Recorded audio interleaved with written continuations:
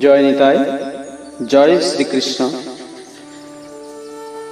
বন্দেহাহং শ্রীগুরো শ্রীযুতপদকমলং শ্রীগুরূন বৈষ্ণবাংশ শ্রীরূপং সাগ্রজাতং সহগণ রঘুনাথামৃतं तं সজীবং সাদ্বৈতং সাবধূतं পরিজনসহিतं কৃষ্ণ চৈতন্য দেবং শ্রী রাধা কৃষ্ণ পাদং সহগণ ললিতা শ্রী বিশাখামৃতং।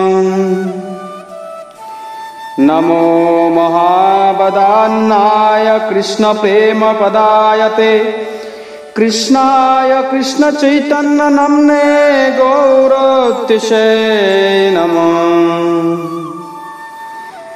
পঞ্চতত্মাকং কৃষ্ণং ভক্তরূপ স্বরূপকং ভক্তাবতারং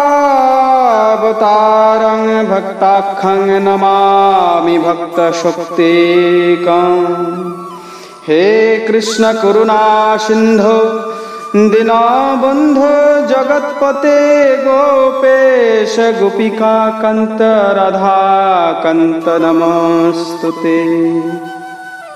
তপ্ত কাঞ্চন গৌরাঙ্গী রাধে ওই বৃন্দাবনেশ্বরী বৃষভানুসুতে দেবী প্রণমামি হরি প্রিয়ে।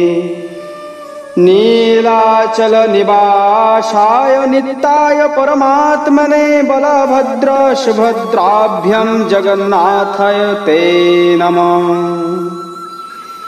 ওম বৃন্দায় তুলসী দেব্যৈ প্রিয়ায় কেশবস্য চ বিষ্ণু ভক্তি প্রদে দেবী সত্যবত্যৈ নমো নমঃ।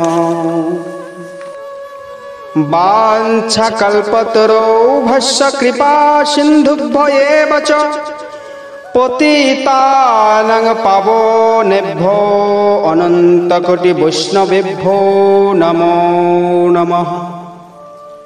মূকং করোতি বাচালং পঙ্গুং লঙ্ঘয়তে গিরিং যৎকৃপাতমহং বন্দে পরমানন্দমাধবম। হরে কৃষ্ণ কৃষ্ণ কৃষ্ণ হরে হরে, হরে রাম রাম রাম হরে হরে। জয় নিতাই। ওম শ্রী পরমাত্মনে নমঃ। প্রথম অধ্যায়, গীতা অবতরণিকা। পাণ্ডবগণ 12 বৎসর বনবাস এবং 1 বৎসরের অজ্ঞাতবাস সমাপ্ত করে যখন প্রতিজ্ঞা অনুযায়ী নিজেদের অর্ধরাজ্যের অধিকার চাইলেন, তখন দুর্যোধন অর্ধরাজ্য তো নাই, তীক্ষ্ণ সূচের অগ্রবর্তী জমুটুকুও বিনা যুদ্ধে দিতে অস্বীকার করলেন।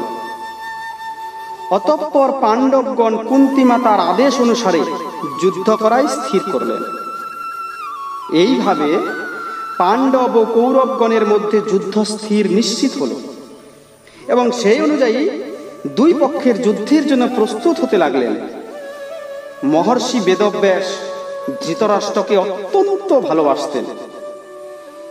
সেই স্নেহের বশবর্তী হয়ে তিনি ধৃতরাষ্ট্রের নিকট গিয়ে বললেন যে যুদ্ধ অবশ্যম্ভাবী এবং এতে ক্ষত্রিয় কুলের ধ্বংসও অবশ্যম্ভাবী। একে কেউ নিবারণ করতে পারবে না। তুমি যদি এই যুদ্ধ প্রত্যক্ষ করতে চাও, আমি তোমাকে দিব্য দৃষ্টি প্রদান করতে পারি। এর দ্বারা তুমি এখান থেকে ভালোভাবে যুদ্ধ দর্শন করতে পারবে। ধৃতরাষ্ট্র তার উত্তরে জানালেন যে আমি জন্মান্ধ, জন্ম থেকে আমি অন্ধ। এখন নিজের কুলের সংহার আমি দেখতে চাই না, তবে যুদ্ধ কিভাবে হচ্ছে, কি হচ্ছে সেই সংবাদ আমি জানতে আগ্রহী। তখন মহর্ষি ব্যাস বললেন, আমি সঞ্জয়কে দিব্য দৃষ্টি প্রদান করছি। এর ফলে সঞ্জয় সমস্ত যুদ্ধ সম্পূর্ণ ঘটনাবলী, সৈন্যদের মনের ভাব সবই জানতে পারবে এবং শুনতে পারবে, দেখতেও পারবে। এবং সবকিছু তোমাকে সে সবিস্তারে জানাতে পারবে। এই বলে তিনি সঞ্জয়কে দিব্য দৃষ্টি প্রদান করলেন। নির্ধারিত সময়ে কুরুক্ষেত্রের যুদ্ধ আরম্ভ হল। সঞ্জয় 10 দিন পর্যন্ত রণাঙ্গনেই অবস্থান করছিলেন। পিতামহ ভীষ্ম যখন শরবিদ্ধ হয়ে রথচ্যুত হলেন, তখন সঞ্জয় হস্তিনাপুরে, যেখানে ধৃতরাষ্ট্র অবস্থান করছিলেন, সেখানে এসে তাকে সেই সংবাদ শোনালেন। এই সংবাদ শুনে ধৃতরাষ্ট্র দুঃখিত চিত্তে বিলাপ করতে লাগলেন। তারপর তিনি সঞ্জয়কে যুদ্ধের সংবাদ পুঙ্খানুপুঙ্খরূপে বর্ণনা করতে বললেন। এই ঘটনাটি ভীষ্ম পর্বের 24তম অধ্যায় পর্যন্ত সঞ্জয় যুদ্ধ সম্পর্কিত বৃত্তান্ত ধৃতরাষ্ট্রকে জানিয়েছেন। 25তম অধ্যায়ের প্রারম্ভে ধৃতরাষ্ট্র সঞ্জয়কে জিজ্ঞাসা করলেন।